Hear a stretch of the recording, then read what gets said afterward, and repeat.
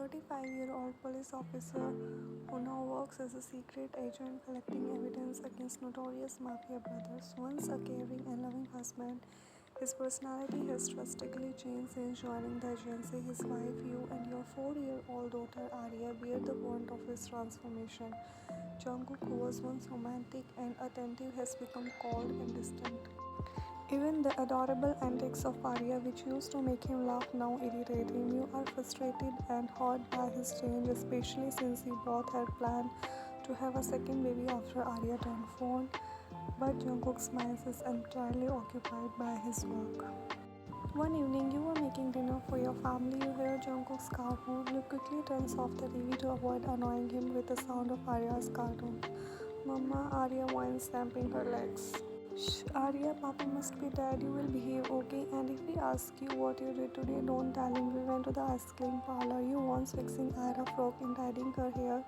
Jungkook is very strict about them not leaving the house without his permission, but you had to take Arya out today to calm her down after a long crying session.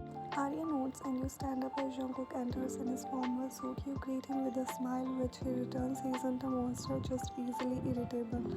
Daddy, Arya exclaims, jumping off the sofa to greet her father. Hello, my baby girl, Jungkook says, handing you his briefcase and lifting Arya into his arms. He kisses her cheek. What did you bring for me? Arya asks eagerly. Chocolate for my sweetie, Jungkook replies, pulling a chocolate bar from his coat pocket and giving it to her. Arya jumps down and gets busy with her treat. Jungkook sighs and heads towards their bedroom, with you following him. What did you bring for me? You ask as you enter the room. What do you want? Jungkook responds, taking off his wristwatch and placing it on the bedside table. A baby, you says quietly. Don't start again, please. I'm already so tired. Jungkook says, exasperated. Food will be ready in 15 minutes. He replies, leaving the room. 15 minutes later, Jungkook returns to the hall in his casuals. He kisses Arya on the cheek and sits beside her. You serve dinner. So what did my baby do all the day, Miss Daddy? Jungkook asks while eating. I fought with Jonghyun. He's very bad at that. Arya says. What did he do? Jungkook inquires. He ate my lunch. Arya replies. Very bad. I'll talk to his father and make sure he calls him for eating your food. Jungkook says, glancing at you who isn't eating. What happened? Why are you eating? He asks. Nothing, you stammer, starting to eat. Arya giggles, sensing her mother nervousness. Am I missing something? Jungkook asks, noticing the tension. He looks between you and Arya, confused. You did something I don't allow, right? Arya, tell me the truth and don't lie. Jungkook demands. Appa, Arya begins, but you quickly interjects. She asked me for brother. You couldn't come up with a story knowing he would see through any lie immediately. You opted for a baby rock, which annoyed him, but it is better than leaving him without his permission. Appa, I didn't ask, I swear. Mama asked me if I needed a brother. Jungkook sighed and stood up, leaving food on his plate. Arya, finish your food and then complete your school homework. Mama will join you after a while. She nodded and he gestured for you to follow him.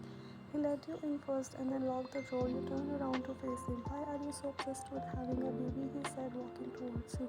Because I want one. We had planned to have another child after the Arya turned 4.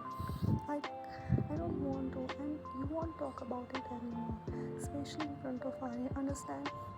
But because a baby requires a lot of care and time, which I don't have mine. All you have to do is have with me. I'll handle the rest. Are you crazy? You think I would let you handle it alone? Pregnant women need a lot of time, love and care, which I unfortunately don't have right now. So be patient. We'll have a baby like we planned, but not now. But can't you understand at once? I can't afford a second baby when I can't enough time to our first one. Stop blabbering about baby all the time. I come home to have some peace of mind, rest, and to spend a little time with both of you. So don't ruin it, okay? Have rest, good night. You said and left the room. You got hurt, but knew there is no point in arguing further. Arguing would lead to you learning, then silence affecting both his work, your work, and Arya. Mama, you came. I was waiting for you. You looked at Arya, who was waiting for you to help with the school homework. You sighed and sat with her. While teaching Arya, you almost forget you were sad. After finishing the homework, you played with her until she slept. And you took her to your shared room. Here she sleeps in your and Jungkook room because Jungkook insists since he took the Mafia brothers' case in his hands. You came to the room and laid her beside him. He was already asleep. He would sleep until midnight, then head to his mini office at home and work until morning. Then he would get ready, and after dropping you and Arya at school, he would leave. This is his daily routine. The next day, you were in class teaching math to 8th graders. Suddenly, the door burst open and Arya came running in. Mama, she called out. You rolled your eyes no matter how many times you taught her to call you ma'am in school. She always insisted on calling you Mama. The entire class went all to the sound of their doubts. Being called Mama. Shh. Silence, you heard them removing your microphone to speak to Arya. Yes, you said formally. Mama, ma'am is taking our class on a picnic. She asked me to get permission from you. Arya said excitedly. No, bring your bag here and sit in the back, you said coldly. Arya's face fell and she immediately teared up. Mama, please, she whined, stamping her feet. The student giggled at her cuteness, but you silenced her with a cold look before turning back to Arya. Mama will take you on Sunday, you promise. Mama, please. Arya started crying harder. You sighed and sat her on the table. Arya, don't cry. You know Papa won't allow it. I'll talk to Papa and he'll take you on a picnic this Sunday, I promise. No, Mama, I want to go with my friends. Everyone is going. Why can't I go? Fine, talk to your dad, you said, annoyed, handling her phone. If anyone break her heart, it would be him, not you. Ida ran out of the class to call her father. He picked up a few rings. Yes, wine. Papa, my teacher is taking our class on a picnic. Can I? No. Jungkook interrupted before she could finish. Papa, please. Everyone is Arya. Don't be stubborn. You will not go, and that's fine. I'll now cut the call. Papa is very busy. Papa, please. She pleaded, crying. Where is your mother? Give her the phone. Arya, give your mama the phone, he said coldly his time. Arya handed you the phone and ran out of the class still crying. You looked at her sadly but knew there was nothing you could do. You put the phone to your ear. Hello, do you think I have time for all this? Can't you handle her on your own? Jungkook snapped. You felt like throwing the phone but couldn't be aggressive in front of your first students. You simply hung up and walked back to the board. After a minute, you heard Arya sobs from the hallway. Give me a minute, solve this question till I come back. You instructed the class before stepping out. You sighed, seeing Arya standing there crying uncontrollably. You took her hand and led her to your cabin, sitting her down on your chair. Drink some water, you offered, but she jerked your hand away. Of course, the daughter of Jungkook would behave like him. What happened? I want to go, she cried. Papa will get angry. Who will handle him? You sighed. Mama, we won't tell him. Mama, please let me go, please. You thought about the consequences. If Jungkook found out, he would yell at Arya, then at you. He might throw things and not talk to you for a week. But why should you care? Let him be a jerk. He told you to handle her on your own, so you would. Okay, fine, go. But remember one thing. You will not leave the teacher, okay? And you will keep quiet in front of that. Arya nodded, putting her fingers to her lips cutely. She jumped up from the chair and ran back to her class. This smile is what is spoiling Jungkook. You thought smiling. 2 hours later, Taeyong and Jimin were standing next to their car, waiting for the weapon dealer. They had been losing control over the police department due to some honest officers, especially Jungkook, who is major obstacle to their mafia business. So they chose a place from where far from police station. Jimin received a call saying that the dealer had arrived with 2 boxes of bullets. They are here. Open the trunk. I'll go get the boxes. On other side of the area, Jeongyeon said, now you hide and I'll find you. Arya hid behind some bushes, but when she heard Jeongyeon coming closer, she came out and saw a parked car. She quickly ran and hid behind it. Meanwhile, Taeyong and Jimin were waiting for the weapon dealer. Taeyong opened the trunk as Jimin instructed. Jimin returned with a wooden box, placed it in the trunk, and went back to the second box. Taeyong didn't notice Arya hiding. When his phone rang, he walked to the front seat to take the call. Arya, being a curious child, sneaked into the trunk. A minute later, Jimin came back with the second box, closed the trunk without looking, and put the box in the car. He then sat in the driver's seat. What the hell are you doing on the phone? Come on, sit. Oh, sorry, the trunk? I locked it. Now let's get out of here before Jungkook shows up. Just as they left, Jungkook arrived with his team 2 minutes later. We are too late, sir. They have already gone. He cursed and noticed Jeongyeon playing nearby with other kids. He remembered that Arya class was on an outing here. Who's the teacher? Why is this kid away from the group? He yelled, catching the attention of the teachers. One teacher approached him while another went to bring Jeongyeon back. Why bring kids out if you can't take responsibility? He shouted angrily. And she began, but Junghyun interrupted, running up to Jungkook. Uncle, Arya is lost. What? He yelled, shocked. He had thought Arya would be at school with her mother. Was Arya here? He asked, and when the teacher nodded, he cursed, realizing the mafia must have kidnapped his daughter. I'll deal with you later. Go tell her mother the news. He snapped, furious and worried. He yelled for his team to chase the mafia, but they were already gone. Defeated, he returned to his station to plan a rescue. Entering his office, he saw you crying. He threw his coat and grabbed her jaw, forcing her to look at him. Happy now? Jungkook asked. Shut up, not a single word. Do you think I stopped you from going outside because I am a psycho? No, Ryan, I am a police agent dealing with criminals. She was crying. I can't believe you're making excuses, Ryan. Arya is gone. They kidnapped our daughter. I can't even begin to imagine the horrible things they might do to her. He couldn't finish the sentence and run away.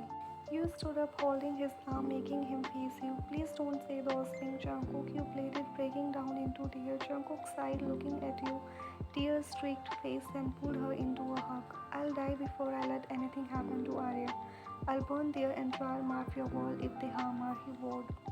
You saw clutching his sword. Despite his anger, Jungkook knew you're feeling the same pain. The difference is you're expressing it through your tears. On the other side of the room, six mafia brothers were standing around the sofa where Arya was sitting, looking up at them with her doe-like eyes. The youngest, asked, confused, "Did we order her, or did we him?" Sugar replied, "Are you serious? We don't do trafficking of kids." Aram turned to Jimin. "Jimin, where did you bring her from?" Jeho parried, "Don't tell me she's your daughter, Jimin. Are you secretly married?"